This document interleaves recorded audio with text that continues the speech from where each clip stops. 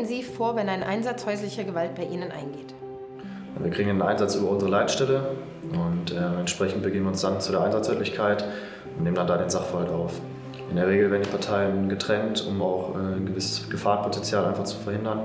Mit Kindern ist das immer natürlich ein bisschen schwer. Da wird dann geschaut, in welcher Verfassung die sind. Nicht selten ist es auch so, dass die Kinder sogar selber anrufen und über den Einsatz quasi berichten. Wenn wir vor Ort sind, dann viele Frauen haben dann auch Angst, ehrlich zu sein.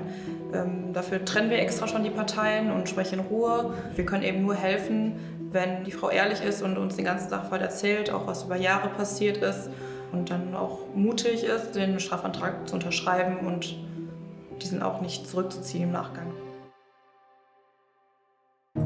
Mein Name ist David Schweitzer. Ich bin Kriminaloberkommissar des KK11 in Oberhausen und bin Sachbearbeiter der häuslichen Gewalt. Wenn die Strafanzeige erstattet wurde, dann kommen die Geschädigten hier hin. Die Frauen müssen nicht alleine hier hinkommen.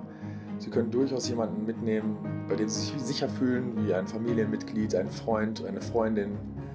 Aber wichtig für uns ist auch, dass sie alles erzählt, was auch im Vorfeld oder vielleicht auch nach der Tat noch passiert ist, damit wir dort alles zusammensammeln können für die Staatsanwaltschaft, damit die auch das Strafmaß angleichen kann.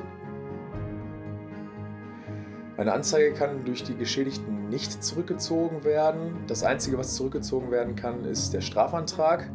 Aber nichtsdestotrotz wird die Strafanzeige und die Ermittlungsarbeit weitergeführt und dementsprechend auch zur Staatsanwaltschaft weitergegeben.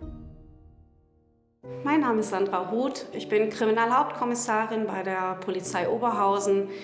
Bin seit 2013 bei der Kriminalprävention und dort unter anderem für den Bereich des Opferschutzes zuständig. Die Polizei hat Strafverfolgungszwang und dementsprechend können wir leider erst tätig werden und eine Frau unterstützen, wenn eine Anzeige vorliegt. Wir vom Opferschutz der Polizei Oberhausen, wir haben ein großes Netzwerk und Kooperationspartner, wo wir adäquate Hilfen für die Frauen, die Opfer geworden sind, anpassen.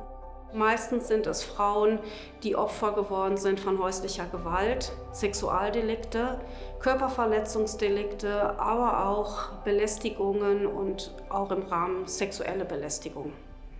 Sollte eine Frau kein oder wenig Deutsch sprechen, ist das kein Hindernis, zu einem Opferschutzgespräch bei uns zu erscheinen. Wir können zu jedem Gespräch einen Dolmetscher hinzuziehen, sodass wir auf jeden Fall gut in der Lage sind, ein Opferschutzgespräch führen zu können. Uns ist nicht nur wichtig, die Straftat zu verfolgen, sondern auch den Frauen zu helfen.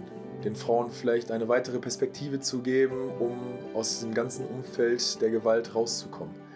Das können wir durch das 10-tägige Rückkehrverbot, was die Beschuldigten bekommen, aber auch die Weiterleitung an die einzelnen Stellen, wie die Frauenberatungsstelle in Weißenring oder auch die Frauenhäuser.